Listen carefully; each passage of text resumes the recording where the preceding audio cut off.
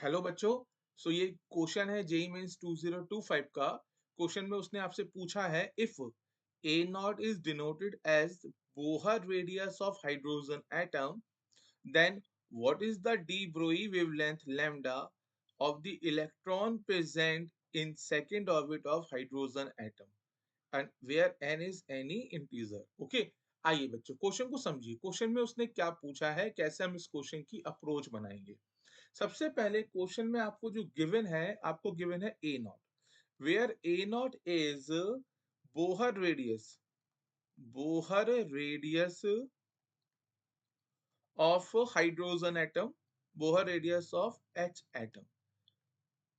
अब Bohr radius की बेटा डेफिनेशन होती है radius of first orbit, radius of first orbit for H atom. Hydrogen atom के फर्स्ट ऑर्बिट की रेडियस को ही बोहर रेडियस कहते हैं। तो बोहर मॉडल के अंदर हमने एक रिलेशन पढ़ा था, radius of nth orbit is equal to 0.529 n square over z angstrom. अगर मैं बोहर रेडियस की बात कर रहा हूँ, क्योंकि हमारे पास एटम कौन सा है, हाइड्रोजन एटम, तो हाइड्रोजन एटम के लिए n की वैल्यू, z की वैल्यू क्या हो जाएगी 1, वेयर z हमारे लिए क्या हो गया, एटॉमिक नंबर। z हो गया हमारा एटॉमिक नंबर। और क्योंकि मैं किसकी बात कर रहा हूँ, बोहर रेडियस की बात कर रहा हूँ, और बोहर रेडियस किसकी रेडियस होती है, फर्स्ट ऑर्बिट की रेडियस होती है, तो n इज इक्वल टू क्या हो जाएगा 1। क्यों? क्योंकि यहाँ पे हमारे पास कौन सा ऑर्बिट है, फर्स्ट ऑर्बिट गिवन है, फर्स्ट ऑर्बिट गिवन। तो आप जब यहाँ पे वैल्यू को पुट करोगे तो आपके पास आ जाएगा a naught is equal to 0.529। This is equation number 1। अब आपको क्या करना है, आपको रेडियस निकालनी है सेकेंड ऑर्बिट की। So radius of second orbit for H atom, for H atom, again same formula लगाना है आपको, 0.529, 0.529 n square over z angstrom. Again यहाँ पे बेटा हाइड्रोजन एटम की बात हो रही है तो z की वैल्यू 1 होगी, पर सेकंड ऑर्बिट की बात हो रही है तो यहाँ पे n is equal to 2 put कर दो। और अभी आपने फाइंड करा है what is a naught, a naught is 0.529। A naught क्या हमारे पास 0.529। तो आप जब इन सब वैल्यू को पुट करोगे तो यहां से आपके पास आ जाएगा R2 is equal to a naught 0.529 की जगह मैंने पुट करा अपना a naught n square. So यहाँ पे एन स्क्वायर, एन की वैल्यू 2 है, सो 2 का स्क्वायर अपॉन जेड, जेड की वैल्यू 1 है, तो ये आ जाएगा आपके पास 4 a naught. This is the equation number 2। अब यहाँ पे एक छोटा सा कॉन्सेप्ट आपको सीखना है, उस कॉन्सेप्ट का नाम है डी ब्रोई कॉन्सेप्ट या D Broglie wavelength, D Broglie wavelength.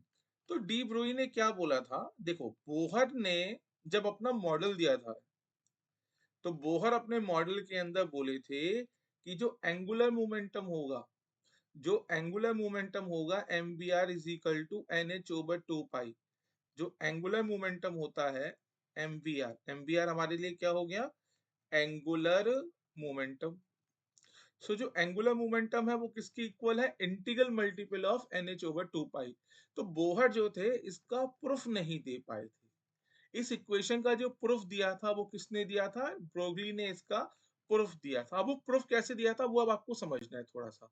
तो according to de Broglie, according to him, according to him electron उसी ऑर्बिट में रिवॉल्व कर सकता है जिस ऑर्बिट की सरकमफेरेंस इंटीग्रल मल्टीपल होगी डी ब्रोई वेवलेंथ से। लिख देता हूं मैं, electron can revolve, electron can revolve only in those orbit, only in those orbit for which circumference of orbit, for which circumference of orbit is integral multiple of, integral multiple of de Broglie wavelength, integral multiple of de Broglie wavelength. इसको मैं mathematical एक form में लिख देता हूं, सो mathematical form में ये हो जाएगा बेटा,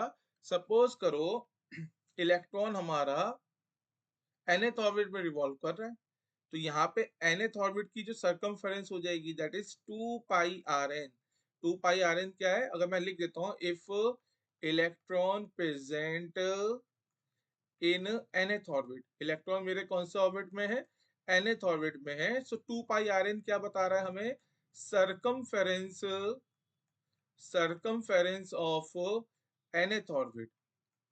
अगर इलेक्ट्रॉन मेरा nth ऑर्बिट में है तो nth ऑर्बिट की जो सरकमफेरेंस होगी that is equal to n times of de Broglie wavelength. ये हमें किसने बोला था, डी ब्रोई ने बोला था। क्लियर है कि नहीं है? अब क्वेश्चन में आपको क्या गिवन है, क्वेश्चन में गिवन है electron present in second orbit. अगर इलेक्ट्रॉन मेरा सेकंड ऑर्बिट में है तो मैं यहां लिखूंगा सेकंड ऑर्बिट की circumference is equal to n lambda. अभी आपने इक्वेशन नंबर 2 से R2 की वैल्यू फाइंड करी है। अगर मैं इक्वेशन नंबर 2 की बात करूं, from equation 2 R2 is equal to 4a0, इस वैल्यू को सब्स्टिट्यूट कर दो, 2 pi 4a0 is equal to n lambda, तो यहां से लेमडा आ जाएगा 8 pi a0 upon n। So this will be your answer where lambda is de Broglie wavelength, de Broglie wavelength, okay? तो क्वेश्चन में उसने आपसे डी ब्रोई वेवलेंथ ही पूछी थी। आइए वह क्वेश्चन में चल के मार्क करते हैं। सो आपका आंसर हो जाएगा option 1 that is 8 pi a not upon n। I hope question आपको समझ में आया होगा बच्चों। Thank you.